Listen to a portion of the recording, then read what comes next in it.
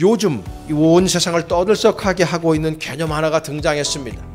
NFT라고 하는 개념입니다. Non-Fungible Token, 대체 불가능한 토큰이다 라고 하는 의미를 가지고 있습니다. 저는 미래학 책을 읽어 내려가면서 요즘 시대를 읽고 있습니다. 이 메타버스의 시대 속에서 어떻게 우리 교회가 살아남을 뿐만 아니라 이 시대를 이끌어가는 그런 교회로 만들어 가야 될 것이냐.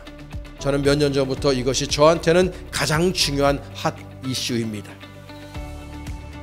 여러분, 어떻게 하면 우리가 이 시대의 영성을 이끌어가는 교회요 그리스도인들이 될 수 있을까 고민하다가 NFT를 벤치마킹해서 저는 오늘 NFC에 대해서 이야기를 하려고 합니다.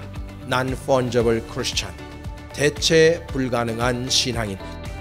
자, 그렇다면은 우리 그리스도인들이 어떻게 하면은 대체 불가능한 NFC 신앙인이 될 것? 첫째로 저는요, 우리가 진정한 NFC가 되기 위해서는 분명한 자기 이해가 있어야 돼요. 오늘 본문 1절에 보면은 예수 그리스도의 종 바울은 사도의 부르심을 받아 하나님의 복음을 위하여 택정함을 입었다고 표현해 주고 있어요. 여러분, 지금 사도 바울은 자기 자신을 두 가지로 이해하고 있다는 것을 스스로 밝히고 있어요. 첫째는 그리스도의 종, 두 번째로는 그리스도의 사도로 자신을 이해하고 있어요. 여러분, 사도행전 20장 24절에 사도 바울의 위대한 고백을 듣습니다. 주 예수께 받은 사명과 하나님의 은혜의 복음을 증언하는 일을 마치려 하면 나의 생명조차 조금도 귀한 것으로 여기지 아니하노라. 얼마나 위대한 신앙의 고백입니까? 그는 고린도전서 9장 16절에도 고백합니다. 내가 복음을 전할지라도 자랑할 것이 없으면 내가 부득불할 일임이라.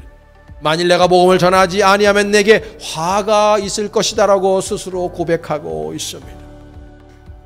사도 바울이 왜 이렇듯 고백하고 있습니까? 자기 자신을 사도로 이해하고 있었기 때문인 것입니다. 그는 자기 자신을 예수 그리스도의 노예요 종으로 이해하고 있었기 때문입니다.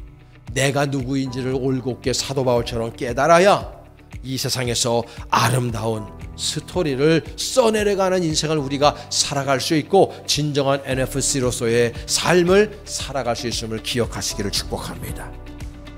두 번째로 NFC는요, 복음에 사로잡힌 사람들이 NFC입니다.